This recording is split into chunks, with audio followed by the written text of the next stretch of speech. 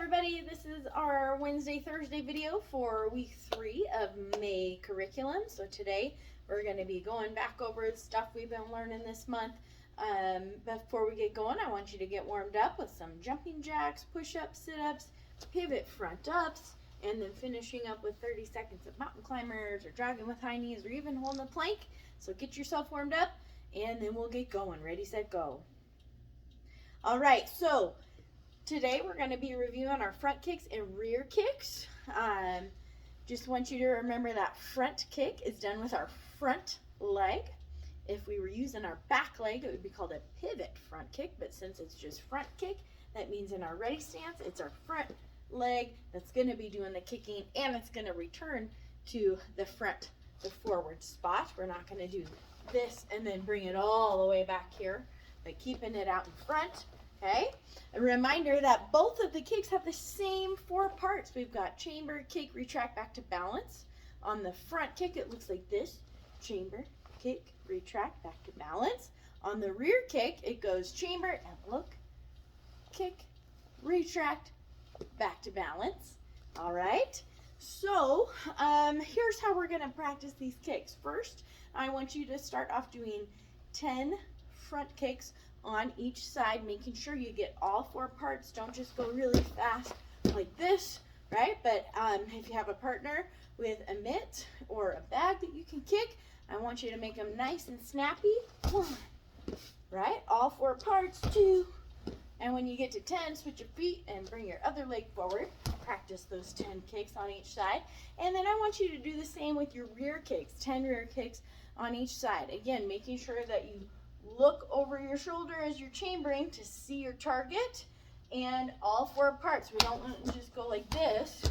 Those are not good kicks, right? It's chamber and look with those hands up, snap it out, pull it back before you set it back down. Okay, all 4 parts, retract. We want to avoid sliding the foot down and just letting it fall, right? Pull it back in, set it back down where you started. So 10 rear kicks on each side, and then we're going to move on. So 10 front kicks, 10 rear kicks, ready, set, go. Okay, so now what we want to do is take these 2 kicks and put them together into a kicking combination with a front kick and a rear kick. All right, and there's 2 different ways we can do this. We can do both kicks with 1 leg, or each kick with 1 leg each, right? So if I'm in my ready stance, I can use my front leg to do my front kick, and then my rear leg to do my rear kick. Or I can do both kicks with 1 leg, front, rear. Okay?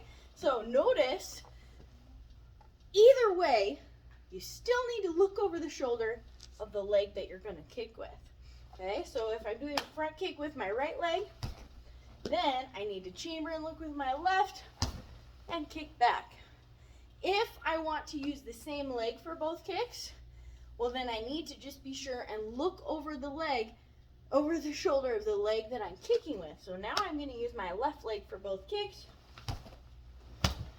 Right? I look over my shoulder as I retract the first one and then shoot the rear kick back. All right? Same thing if I want to use my right leg. Remember, the front kick is with your forward leg. So if you pick up your front leg and you want to use the same leg for both kicks, well, then that's the side you're going to use, right? Front, rear, and retract. Okay? So even though we're putting 2 kicks together, that doesn't mean you can just start kicking blindly and flopping around. You still need to see your targets, okay? Even if you don't have bags or mitts to be kicking and you're practicing these in the air. Front kick, rear kick, right? No matter where you are, you always need to look behind you before you do those rear kicks to make sure there isn't someone or something there that you shouldn't be kicking, all right? So with one leg doing the front kick, it's that front leg. And if I want to switch and have the other one do the back leg, just make sure I look over the shoulder of my back leg. Or if I want to do them both with the same leg, front kick, right? So either way, you can put these together into a combination, either 2 kicks with the same leg or 1 kick with each leg. All right. If you're going to do 2 kicks with the same leg, I would really encourage you to practice first with some balance assistance, whether that's somebody holding your hand or you're holding on to the back seat of it, like the back of a chair, right? Practice your balance. I'll hold on to this and practice all 4 parts. Chamber, retract, look, kick, retract, back to balance, right? That's how you're going to do it with 1 leg. It's chamber, kick out. As you retract, look over your shoulder, drive this rear kick out, and retract and back in. That's how you do it with 1 leg. And so try doing 10 of those slowly on each side. Chamber, kick, retract and look, kick, retract, back to balance.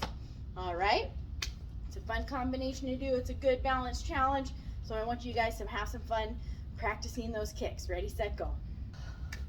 Okay guys, today we're going to spend some more time working on that rear headlock defense. All right, we can never work a defense too many times, and the more you practice, the more you build that muscle memory, and your brain can remember what to do if you're ever put in that situation. Today we're going to ramp up the intensity a little bit. All right, earlier in the week we practiced just stepping and slapping really hard, okay, and then we also practiced just the grab, turtle, step, and escape from under the arm. Okay, today I want to put it together with some intensity. All right, so what this is going to require is for your partner, okay, if you have someone with you to help, I want them to have one of these in their left hand, okay? They are going to stand behind you. They're also going to put their arm around you, all right? So the mitt needs to be straight behind your body so that when you grab, turtle, and step, you're moving your body this way, creating a path to get to the mitt for those big slaps. Remember, when you go for the slaps, you need to reach your arm straight forward and swing straight back. Do not reach across your body and then swing back, because you will miss it. Straight up and away from your body and straight back to hit that mitt as hard as you can. All right, and then go for the escape. And I want the mitt holder to stick the mitt out here like this so that they can do a front kick or any kind of stomp, simulating kicking the knee, right? So partner, helper, it's grab from behind. Make sure they step to the side this way towards your arm, to go under your arm so that they can then do their slaps nice and big. And then they need to escape by stepping under your arm, crossing behind. All right, so here's the intensity that I'm looking for. I don't have someone grabbing me right now, but I'm going to show you by slapping the pad, stepping out, and giving it a nice stomp. All right, so it'll be like this. Step 1, step 2, and step out. Okay, intensity. If you've gotten really good at going towards that right arm, and helper, if you think your student is ready for this, try going with the left side, okay? Grabbing with the left arm around. That means they need to step the other way towards the arm that's grabbing, and then they get to slap with the other hand, and then it's step behind with the other foot, stomp, however, whatever they want to do, right? But, so student, as you're practicing this, it's very important that you hit your target, okay? Hit that mitt with the slaps. Don't just start going, no, no, no, and hitting your parents. You need to see that target. That means you look out of the corner of your eye, and you can see it if you are looking for it, okay? It would be the same thing if you were really doing it in the real situation. You would need to see that you're hitting their groin, okay? So make sure that they actually grab and pull down on the arm, right? I've had some kids just kind of grabbing onto the arm, like with their thumbs and fingers. The idea is up, reach up, and hook down, pulling the arm off of your neck as you shrug your shoulders in and step down to the side. Okay, so you're pulling down on the arm so that you can tuck your chin in. All right, then it's those big giant slaps. 1, 2, 3, and then grab their wrist. So you pull down on their hand, push up on their elbow. It's kind of a lever, okay? It's not both hands go up and you go whoop, right? No, it's down. You're pulling the hand down as you bend over to slip back and through and push that elbow up and over your head, okay? So have some fun practicing that. Build up the intensity as you are comfortable with, as your helper is comfortable with, and just spend some time working through that over and over. Ready, set, go. All right, guys, last thing I want to talk to you about is more of just a lesson in courtesy and how to properly interrupt an adult, okay? Oftentimes it's your mom or dad that you may need to interrupt. And there's 2 proper ways to interrupt, okay? One is for an emergency and one is for a non-emergency, okay? When it is a non-emergency, right?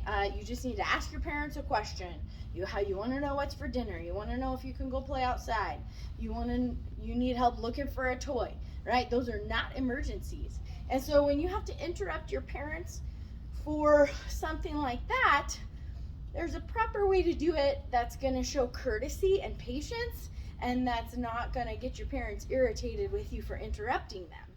All right? As kids, we have a tendency to run up and say, "Mom, Mom, Mom, Mom," and you're like hitting their arm, tugging on their sleeves or their shirt and saying, "Mom, Mom, Mom," and being obnoxious and trying to get their attention loudly, and then they get kind of irritated and they go, "What? No, get out," right? And now they're irritated, and then you get kind of irritated back that they're talking to you like that when all you have is a question.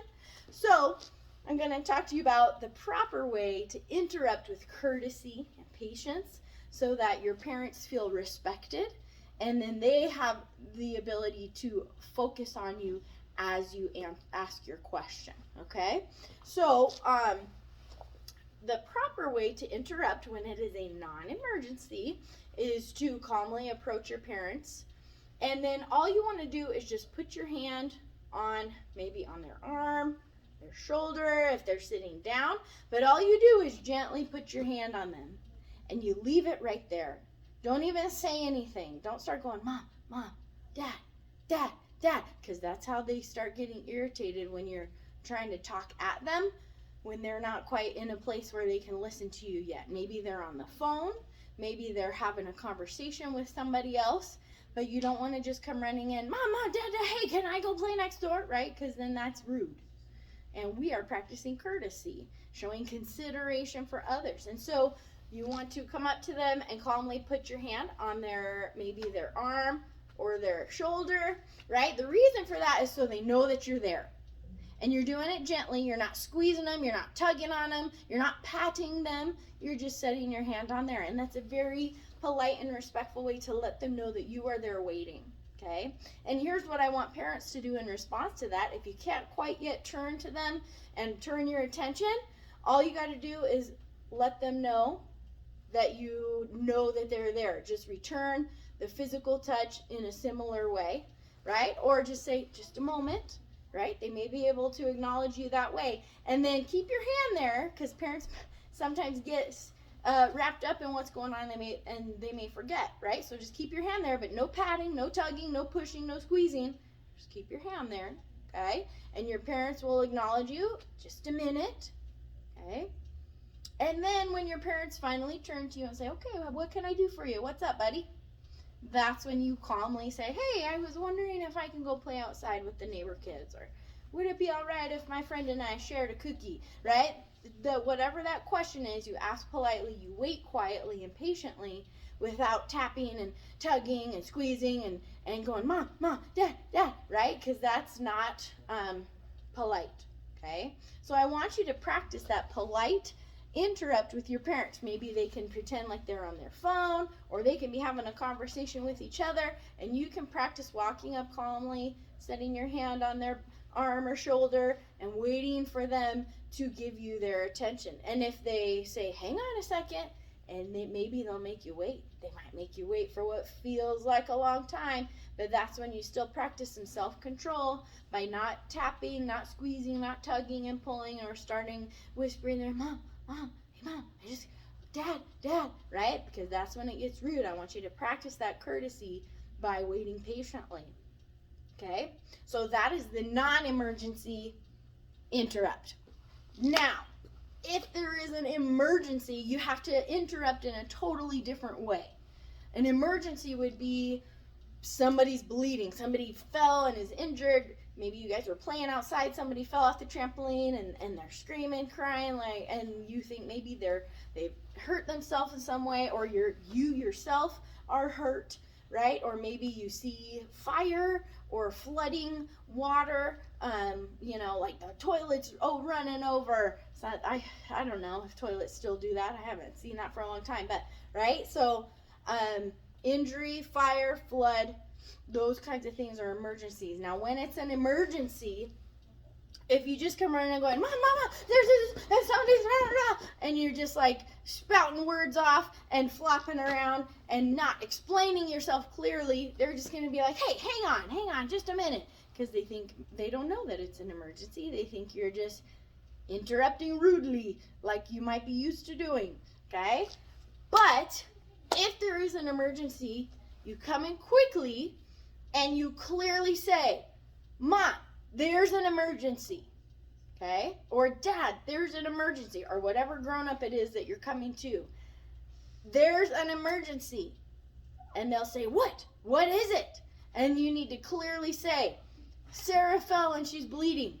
I see the bushes on fire out back, or the toilet is overflowing and there's water going everywhere, right? You have to clearly say, you can't just say, oh, there's an emergency, come with me, and not tell them what's going on. Parents need to know, because if it's something really horrible, maybe they need to be sure and grab their phone and call 911, right? You have to interrupt loud and clear with confidence, because if you just kind of walk up and wait patiently like we just were talking about, well, whoever's hurt, or if there's something on fire, it's just going to get worse, right? It's an emergency, so you need to come in and say, Mom, emergency. There's an emergency. And then when they say, what is it? You got to say what it is. Somebody's bleeding. I think Sarah broke her leg. It looks like the bushes are on fire. The toilet is overflowing. Water is everywhere, right? Clearly explaining what the emergency is, speaking loudly, because if your parents are talking, maybe they're talking with a friend and they're laughing and being ridiculous, and you just come over and say, Mom, there's an emergency, Sarah got hurt, they're not going to hear you, right? You need to be loud and confident, just like when we're doing our striking and we say, no, right? We don't go, no. Okay, so when there's an emergency, when you are in danger or when someone else is in danger, you need to speak up, strong voice like we've talked about in the past, and say, Mom, Dad, there's an emergency. And that is how you must interrupt when there's an emergency, so that they know the difference. When it's not an emergency, you come up quietly, you wait patiently, no tugging, patting, pulling, pinching, nothing.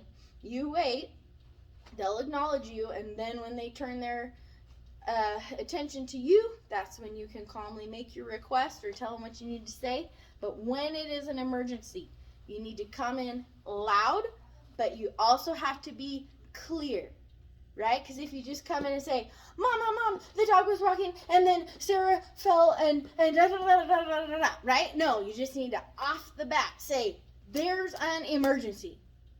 Then, when they say, what's wrong, say what the emergency is. Don't tell the whole story, just say, Sarah fell and she's bleeding, right? You don't have to include the whole bit about the dog tripping her with the leash and blah, blah, blah. Just say what the emergency is, okay? So, those are the two ways to properly interrupt when it's an emergency and when it's not an emergency. Using courtesy, but also speaking clearly, waiting patiently, being loud and clear when it's an emergency, being patient when it's not. All right, have some fun practicing that. Let your play a little bit of role play and pretend. Maybe even you can pretend to be the parent, and your parent can be the kid who comes in and interrupts and shows you what to do or maybe what not to do. All right, so have some fun with that. And we'll see you guys next week for our review video.